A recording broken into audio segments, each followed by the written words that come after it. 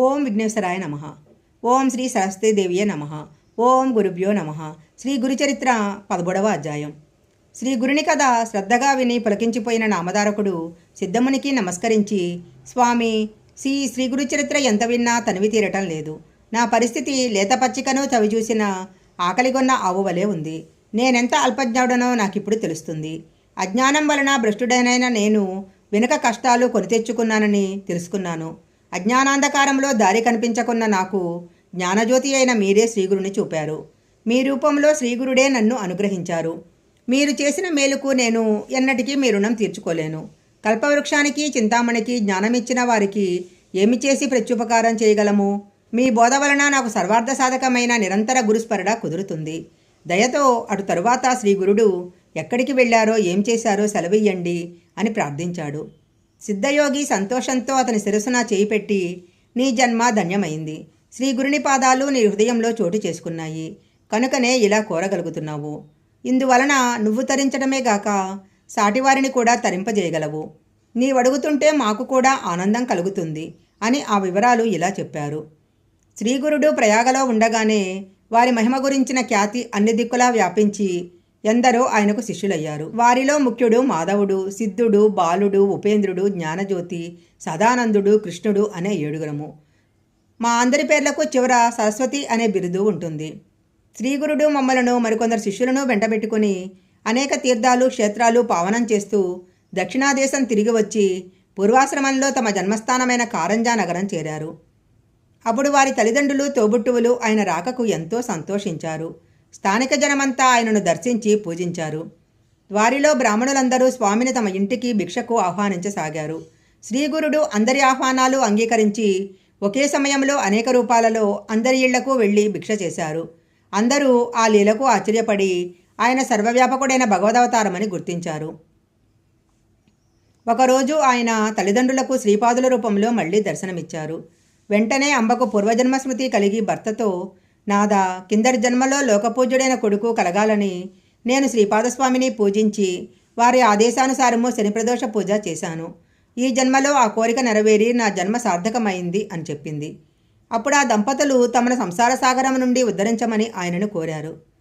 అప్పుడు శ్రీగురుడు ఏ వంశంలో ఉత్తముడైన సన్యాసి జన్మిస్తాడో ఆ వంశంలోనే 42 తరాల వారు తరిస్తారు. ఆ కులమంతటికీ బ్రహ్మలోక ప్రాప్తి కలుగుతుంది. అంతకుముందు నరకంలో పడిన పితృదేవతలు కూడా బ్రహ్మలోకం పొందుతారు. మీకు నేను జన్మించాను కాబట్టి మీకు బ్రహ్మపదం లభిస్తుంది. మీ పిల్లలు పూర్ణాయుష్మంతులై అష్టైశ్వర్యవంతులై సుఖంగా జీవిస్తారు. మీరు వారి బిడ్డలను, మనమలను చూడగలుగుతారు. చివరి దశల్లో క్షేత్రాలన్నింటిలో ఉత్తమమైనది, వేదాల చేత కీర్తింపబడినది అయిన కాశీలో మీరు నివసిస్తారు. మీకు ఎలాంటి చింత అవసరం లేదు అని అభయమిచ్చారు.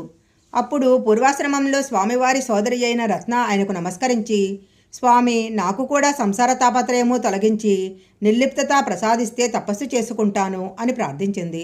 అప్పుడు శ్రీగురుడు నవ్వి, అమ్మ, స్త్రీలకు పతిసేవ వల్లనే మోక్షం లభిస్తుంది, అభిష్టాలు కూడా నెరవేరుతాయి.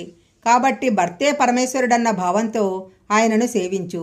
గృహిణులకు అది ఒక్కటే మార్గము అని వేదం చెప్పింది అన్నారు. అప్పుడు ఆమె, స్వామి, మీరు త్రికాలజ్ఞులు, నా ప్రారంధం ఎలా ఉన్నదో, నా భవిష్యత్ ఏంటో తెలపండి అని కోరింది. శ్రీగురుడు, నీ సంస్కారం తామసికమైనది. పూర్వజన్మలో అన్యోన్యంగా ఉన్న దంపతులకు తగవుబెట్టి వారిని విడదీశావు. అందువలన ఈ జన్మలో నీ భర్త నిన్ను విడిచి సన్యాసి అవుతాడు. పూర్వజన్మలో నువ్వొక ఆవును కొట్టి చంపావు. అందువలన నీకు ఈ జన్మలో కుష్ఠురోగం వస్తుంది అని చెప్పారు. అప్పుడు రత్న భయంతో ఏడుస్తూ ఆయన పాదాల మీద పడి, గురుదేవా, నన్ను రక్షించండి అని వేడుకున్నది. అప్పుడు శ్రీగురుడు, మా అనుగ్రహము వలన ఈ కర్మఫలము నువ్వు వృద్ధాప్యంలో అనుభవిస్తావు. నీకు కుష్ఠురోగం వచ్చినప్పుడు మా దర్శనం అవుతుంది. కుష్ఠురోగం పడచోపగానే దక్షిణ దిక్కున ఉన్న భీమానదీ తీరంలోని పాపవినాశ క్షేత్రానికి వెళ్ళు. భీమా అమరజా నదీ సంగమం దగ్గరున్న గంధర్వపురంలో ఆ తీర్థమున్నది అని చెప్పి శ్రీగురుడు తన శిష్యులతో కలిసి గోదావరి పుట్టిన క్షేత్రమైన నాసికకు బయలుదేరాడు. నామధారక, ఈ పరమ పవిత్రమైన గోదావరి నదిని వృద్ధగంగా అంటారు. దాని ఒడ్డున ఎన్నో పుణ్యతీర్థాలున్నాయి. అది ఎలా వచ్చిందో చెప్తాను విను. పూర్వము మునులు భూమిపై ఒడ్లు చల్లి తమ తపోమహిమ వలన ఏ రోజు పంట ఆ రోజే పండించుకునేవారు. ఒకరోజు బ్రహ్మర్షి అయిన గౌతముడు ఒడ్లు చల్లి తపస్సుకు కూర్చున్న సమయంలో మునులందరూ సమావేశమై ఈయనకొక సంకటం కల్పిస్తే ఈయన మనందరి కోసము గంగను భూలోకానికి తీసుకురగలడు. ఈయనకు ఒక సంకటం కల్పిస్తే ఈయన మనందరి కోసము గంగను భూలోకానికి తీసుకురాగలడు. జీవులన్నింటికీ ఆ నదీ స్నానము వలన సద్గతి లభిస్తుంది అని నిశ్చయించుకున్నారు. అందరూ కలిసి ఒక ఆవును దూడను దర్భలతో తయారు చేసి తమ తపశ్శక్తితో వాటికి ప్రాణం పోసి గౌతముని పంట చేనుపైకి తోలారు. అనుష్ఠానం చేసుకుంటున్న గౌతముడు ఆవును చూసి తన చేతిలోని దర్భతో అదిలించాడు. వెంటనే ఆవు మరణించింది. గోహత్య చేసినందుకు ప్రాయశ్చితంగా గంగానదిని భూమిపైకి రప్పించి అందులో స్నానం చేయమని మునులందరూ కోరారు. గౌతముడందుకు అంగీకరించి తపస్సు చేసి శంకరుని అనుగ్రహంతో గంగను భూమి మీదకి తెచ్చాడు. అందుకే దీనిని గౌతమి అంటారు. అదియే ఈ గోదావరి. ఇది కూడా గంగ అంత పవిత్రమైనది. అందువల్లనే శ్రీగురుడు దాని పుట్టుక స్థానమైన త్రయంబకానికి వచ్చారు. తరువాత ఆయన ఆ నది యొక్క 2 తీరాలలోనూ ఉన్న పుణ్యక్షేత్రాలను దర్శిస్తూ గోదావరి పరిక్రమం చేశారు. ఆ పర్యటనలో శ్రీగురుడు మంజీరకరం అనే క్షేత్రానికి వచ్చారు. అక్కడ మాధవారణ్య స్వామి అనే ఒక సన్యాసి నరసింహావతారాన్ని పూజిస్తుండేవారు. ఒకరోజు అతనికి ధ్యానంలో తన ఇష్టదైవానికి బదులు శ్రీగురుని దర్శనమైంది. తర్వాత అతడు శ్రీగురుని దర్శించి సాష్టాంగ నమస్కారం చేసి, మీరు సాక్షాత్తు ఈ నదికి ఉత్తర తీరాన ఉన్న శ్రీ లక్ష్మీ సమేతుడైన శ్రీ నరసింహస్వామియే అన్నారు. మా దర్శనం వలన మీ సేవ ఫలించింది. ఇక నుంచి ఆత్మభావంతో మమ్మల్నే ధ్యానిస్తూ ఉండు అని శ్రీగురుడు తమ దివ్య దర్శనం అనుగ్రహించారు. మాధవారణ్యుడు పారవస్యంతో ఇలా స్తుతించాడు. ఓ జగద్గురు సార్వభౌమ, మీకు జయము జయము. నరునిలా కనిపిస్తున్న మీరు త్రిమూర్తి స్వరూపము. లోకాలనుద్ధరించే జగజ్యోతి అయిన పరమపురుషులు. మీ పాదదర్శనం వలన కృతార్థుడనయ్యాను. శ్రీగురుడు మాధవారణ్య, నీకు మంత్రసిద్ధి అయి నిశ్చయమైన పద్ధతి లభించింది. నువ్వు నిత్యము మా స్వరూపమైన శ్రీ నరసింహస్వామికి మానసిక పూజ చేశావు. అందువల్లనే మా ప్రత్యక్ష దర్శనం లభించింది. నీకు శాశ్వత బ్రహ్మపదం లభిస్తుంది అని ఆశీర్వదించి గోదావరి పరిక్రమం కొనసాగించారు. తరువాత శ్రీగురుడు వాసర బ్రహ్మేశ్వర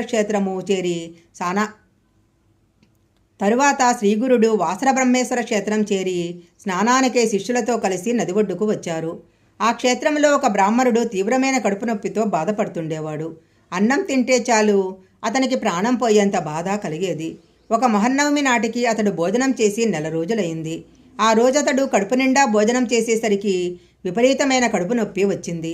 అన్ని జీవులకు ఆధారమైన అన్నం సరిపడక వచ్చాక నేను జీవించటం కంటే మరణించటమే మేలు అనుకుంటూ అతడు ఆ రోజు గోదావరిలో పడి చావాలని నిర్ణయించుకున్నాడు. అతడు తన మెడకొక బండ కట్టుకొని ఆయాసపడుతూ చివరిసారిగా శివుని స్మరించి, స్వామి, నేను పూర్వజన్మలో పేదలకు అన్నదానం చెయ్యలేదు, అతిథులను ధిక్కరించాను, ఈ జన్మలో భూమికి భారమయ్యాను. ఎట్టి పుణ్యము గత జన్మలో చేయనందువల్లనే కాబోలు ఈ జన్మలో కొద్ది పుణ్యఫలం కూడా అనుభవించలేదు. బ్రాహ్మణుల జీవనమో పశువుల గ్రాసమో అపహరించాను, తల్లిదండ్రులను అవమానించాను, తల్లిదండ్రులను విడిచి భార్యతో ముష్టాన్న భోజనం చేశాను, వధూవరులను చంపాను. అన్నమే గిట్టని ఈ వ్యాధి నాకెందుకొస్తుంది? ఈశ్వరుని భక్తితో పూజించలేదు, లేక నేను సద్గురువును నిందించానేమో, లేకుంటే నన్నే దైవము ఎందుకు అనుగ్రహించదు అని పరితపించి నదిని సమీపించాడు.